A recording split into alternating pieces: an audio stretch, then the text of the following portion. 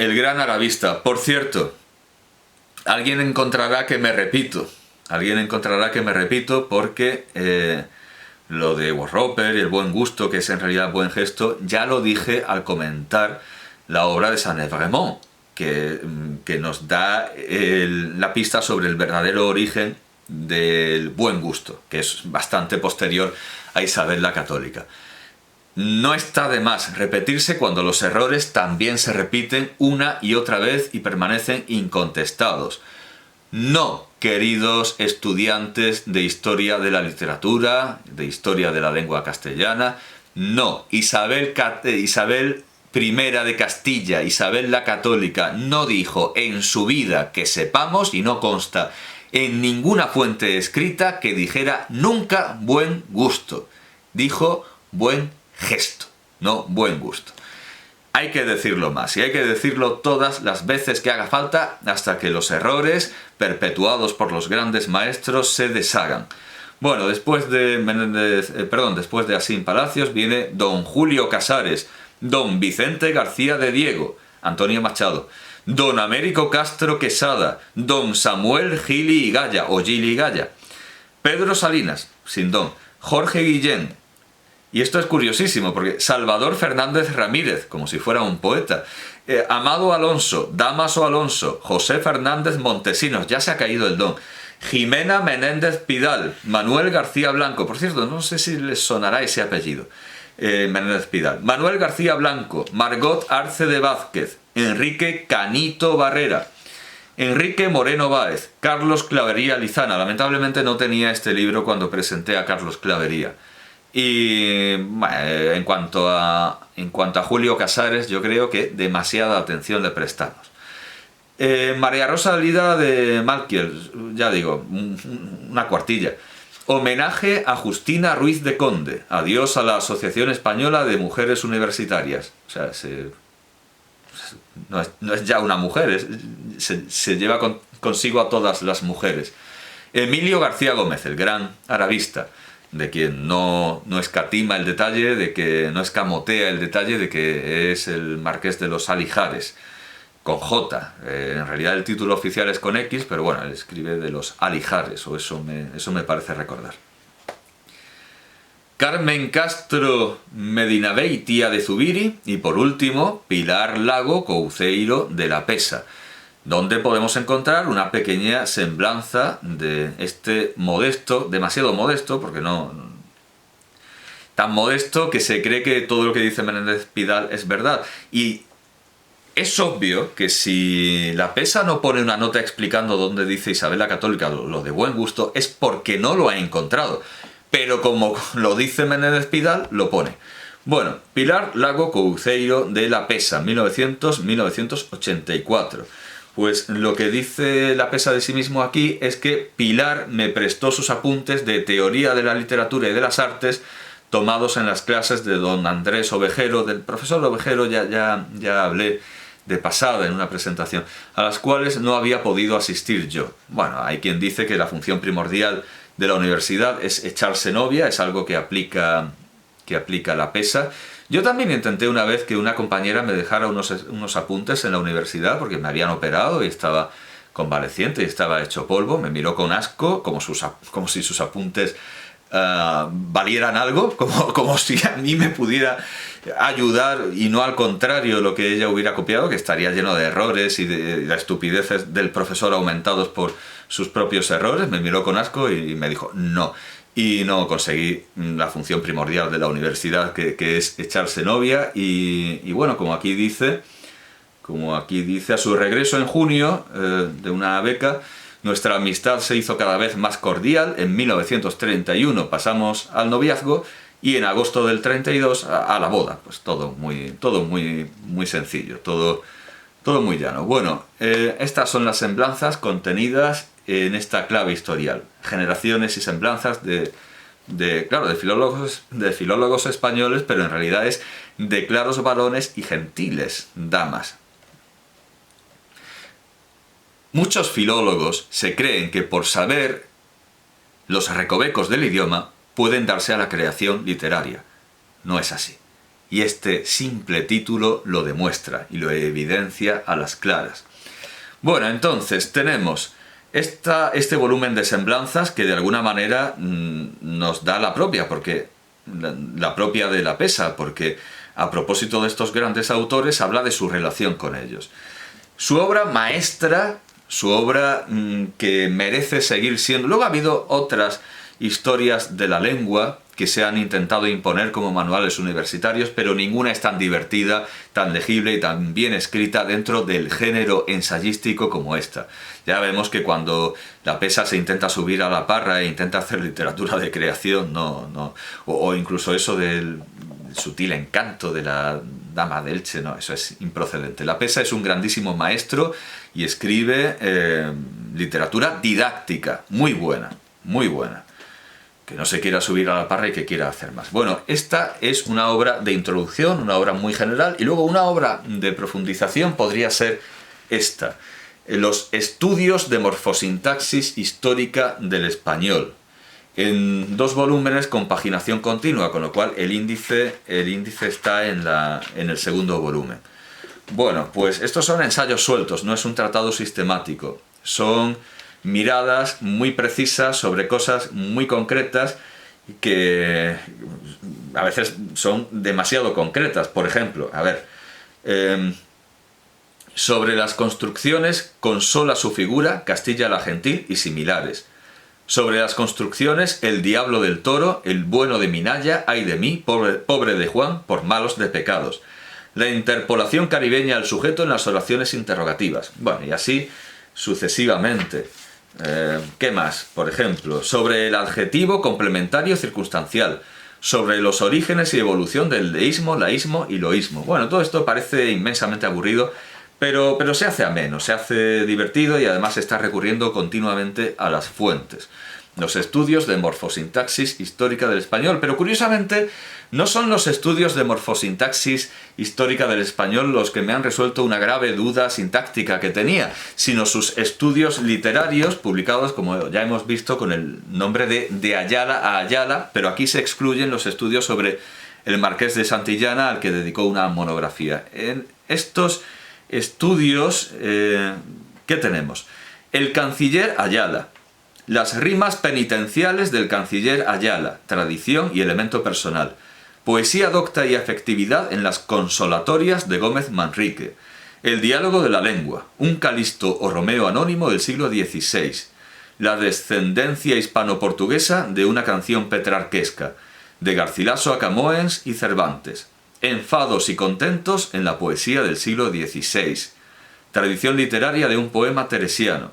Estilo y lenguaje de Santa Teresa en las exclamaciones del alma a su Dios. Lenguaje y estilo de Calderón. Consideraciones sobre la vida es sueño.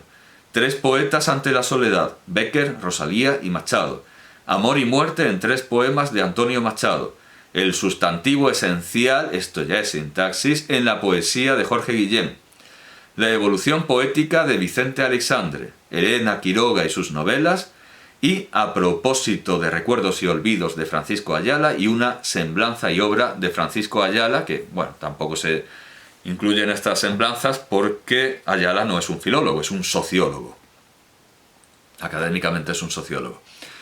Bueno, el más interesante para mí, sin duda, y uno de los más extensos, es el de Enfados y contentos en la poesía del siglo XVI, donde encuentro algo que llevaba buscando también años, que es el verbo quejar en un uso no pronominal.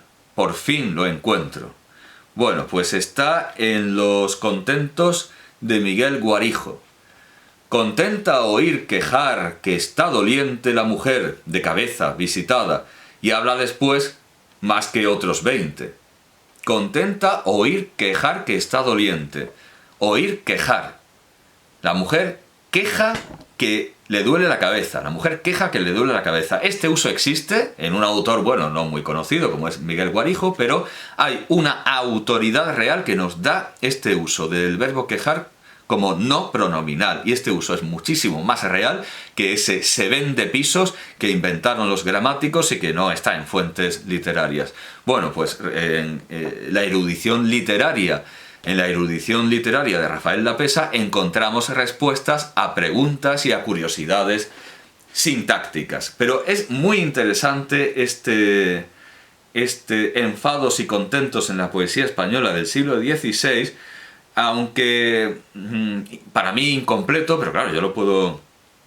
Estos poemas de me gusta tal cosa y hacen una lista de lo que le gusta, no me gusta tal cosa, que, en fin, nosotros conocemos más por unos anuncios de compresas que dirigía Itziar Bollaín con Silqué, que, bueno, Silqué o Silke ha desaparecido por completo, Itziar Bollaín sigue haciendo cine rojo, moderado dentro de la gravedad, dentro de lo que es un Fernando León de Aranoa, etc.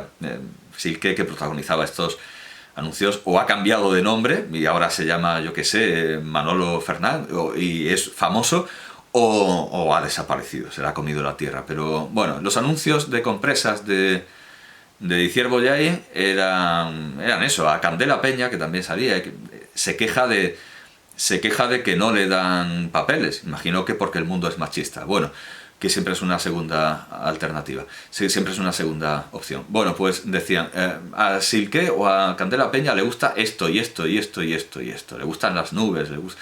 Bien, bueno, pues todo esto viene de un género bastante antiguo que en España conoce una ebullición, una efervescencia en el siglo XVI, y así encontramos en Francisco Rodríguez Marín... en Francisco Rodríguez Marín encontramos una... Sí, en Francisco Rodríguez Marín encontramos esta nota. Esto de los enfados, porque claro, son las cosas que gustan y disgustan.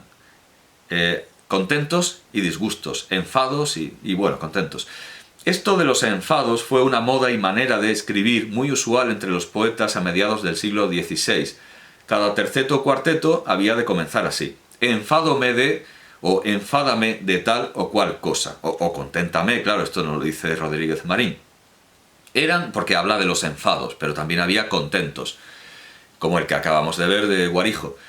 Eran por lo general los enfados cosa hecha para el paladar del vulgo, y por lo tanto solían imprimirse en plieguecillos sueltos, solos, o con otras menudencias literarias. Pues evidentemente los anuncios de compresas también están hechos para el paladar del vulgo, no están hechos para un auditorio muy selecto, porque son comerciales y esperan vender, y además las compresas no es algo que necesite solo la clase alta o la clase cultivada, así que no que necesita el vulgo, todo el mundo.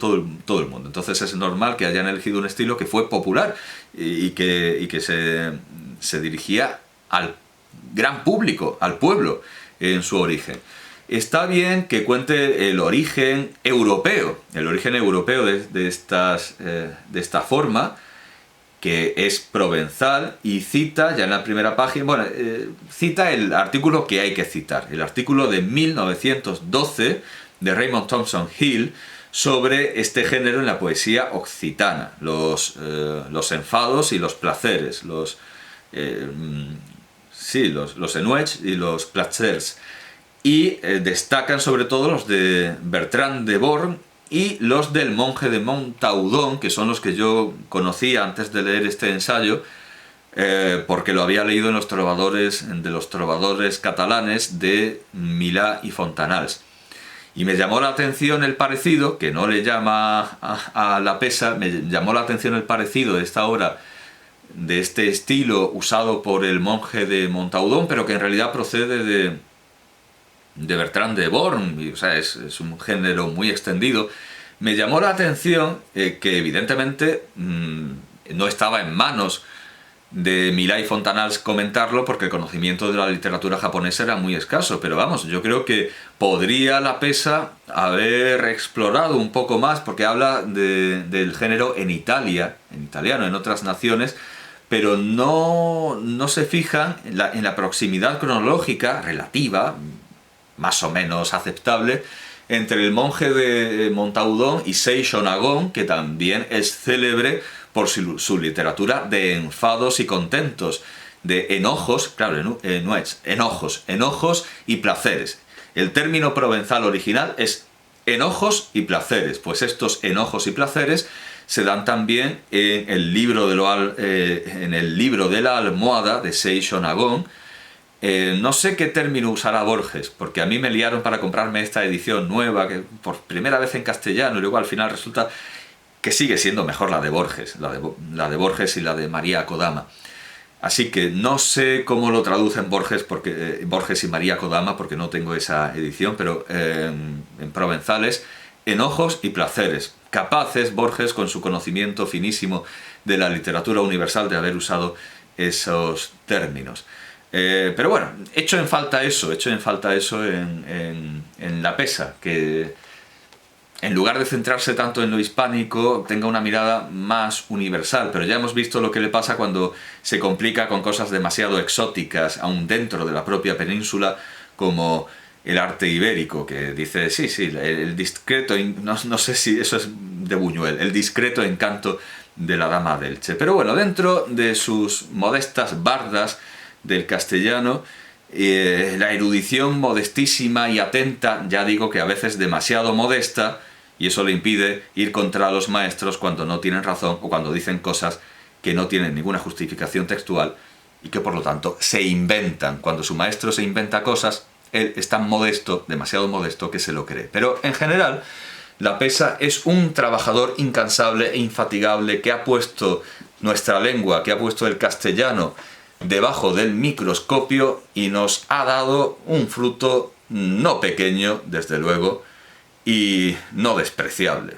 La obra de La Pesa sigue siendo muy estimable y además plenamente utilizable como manuales universitarios. Claro, la historia de la lengua española más suave, los estudios ya más profundos, los estudios literarios más legibles, y las semblanzas, las generaciones y semblanzas, un buen mapa de lo que es la filología española, al que yo, por cierto, le echo en falta algo que me hubiera gustado tener en la carrera, que eran fotografías. Porque nosotros nos pasamos la vida hablando de Menéndez Pidal, de La Pesa, de Galmés de Fuentes, y es gente a la que no hemos visto en la vida. Bueno, a Galmés de Fuentes lo vimos porque vino a darnos una conferencia, estuvo muy amable y nos transmitió una máxima de sabiduría a través de Menéndez Pidal,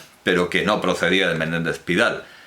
Gaston Paris le dijo a Menéndez Pidal, y Menéndez Pidal le dijo a Galmés de Fuentes, y Galmés de Fuentes me dijo a mí, y yo se lo digo siempre a mis alumnos, que la probidad vale más que la competencia. La probité vaut plus que la compétence. Ser honesto, ser honrado, vale más que ser capaz, vale más que tener competencias y poder hacer cosas. La probidad vale más que la competencia. Algo que, por cierto, Menéndez Pidal no siempre aplicó, porque, como ha quedado bastante claro, se inventaba cosas y luego no se echaba atrás. Las mantenía, sostenella y no enmendalla.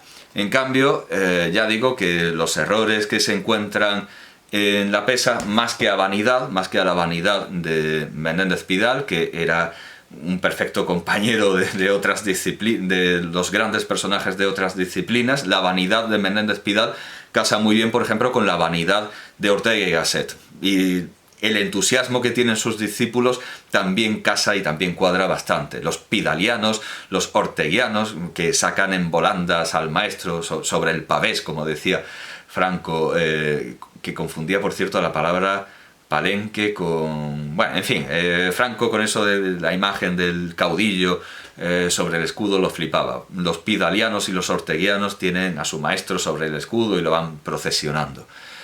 Bueno, pues la vanidad del maestro no es lo que hace cometer errores al discípulo, sino todo lo contrario, la modestia.